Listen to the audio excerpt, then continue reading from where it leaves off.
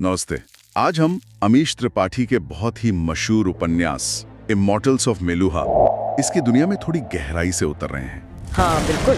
सोचिए, करीब 1900 ईसा पूर्व एक तिब्बती कबीले का सरदार है शिव, और वो अचानक खुद को पाता है मेलुहा में, एक रहस्यमयी और काफी उन्नत धरती। हाँ मतलब पहली नजर में तो वो बिल्कुल एक आदर्श लोक जैसा लगता है, शायद सतयुग कह ले। हाँ वही, बेहतरीन शहर, कमाल की तकनीक और वो सोमरस जो अमरता तो नहीं पर हाँ लंबी और सेहतमंद जिंदगी देता है। बिल्कुल। लेकिन जैसे ही शिव वहां पहुंचते हैं, एक पुरानी भविष्यवाणी सामने आती है और उन्हें मान लिया जाता है नीलकंठ, वो उद्धारकर्ता जो बुराई का नाश करेगा, मेलुहा को बचाएगा। तो आज हमारी पड़ताल का मकसद यही है, ये जो आदर्श दिखने वाला समाज है, इसकी परतें खोलना, शिव की नजरों से देखना कि यहाँ व्यवस्था और न्याय का असली मतलब क्या था, और अच्छे बुरे की जो धारणाएं हैं वो कितनी पेचीदा हो सकती हैं। तो चलिए समझते हैं इसे। हाँ, और देखिए ये स्रोत हमें सीधे मेलुहा के समाज के कह सकते हैं केंद्र में ले जाते हैं, जहाँ सूर्यवंशी राज करते हैं। वो खुद को भगवान राम का अनुयायी मानते हैं। अच्छा। उनका समाज बहुत ही व्यवस्थित है, उसके अपने खास नियम है, जैसे एक वर्ण व्यवस्था है पर वो योग्यता पर आधारित है, जन्म पर नहीं। और बच्चों के लिए एक अनोखी मायका प्रणाली है, जहाँ राज्य ही बच्चों को पालता है ताकि उनमें कोई भेदभाव ना हो। और हाँ, वो सोमरस जिससे उन्हें गजब की सेहत और लंबी उम्र मिलती है। लेकिन इस व्यवस्था के साथ एक दुश्मन का विचार भी जुड़ा था, है ना? बिल्कुल। उनकी नजर में चंद्रवंशी वो पूरी तरह अराजक हैं, असभ्य हैं, और उनका मानना था कि यही लोग उनकी पवित्र सरस्वती नदी के सूखने का कारण है, तो वो उन्हें दुश्मन मानते थे। और शिव का नीलकंठ बनना उनके लिए एक तरह से उम्मीद लेकर आया कि अब चंद्रवंशियों का खात्मा होगा। हाँ, एक निर्णायक जीत की उम्मीद। बिल्कुल। लेकिन यहीं से शिव का सफर थोड़ा पेचीदा हो जाता है, क्योंकि क्या ये व्यवस्था वाकई उतनी अच्छी थी जितनी दिख रही थी? सही बात है। जैसे जैसे वो मेलुहा को करीब से जानते हैं, उन्हें इस चमक के पीछे का अंधेरा सा दिखने लगता है, खासकर वो विकर्म व्यवस्था। ओह हाँ, विकर्म। ये वो लोग थे जिन्हें मतलब पिछले जन्मों के पापों की सजा भुगतने के लिए समाज से लगभग बाहर कर दिया गया था। उनके कोई अधिकार नहीं थे। हाँ, ये बहुत ही कठोर व्यवस्था थी। और ये सिर्फ कोई नियम नहीं था, बल्कि समाज में गहराई तक बुनी हुई एक क्रूर सच्चाई थी। और राजकुमारी सती, जिनसे शिव को प्रेम होता है, वो खुद एक विकर्म है। तो ये अन्याय और भी पर्सनल हो जाता है शिव के लिए।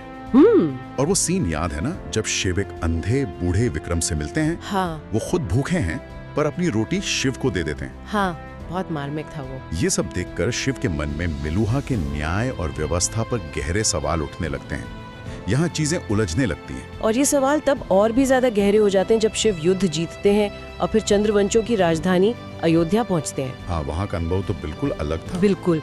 उन्हें वहाँ जाकर एहसास होता है कि अरे, चंद्रवंशी तो वैसे बिल्कुल नहीं है जैसा सूर्यवंशियों ने बताया था।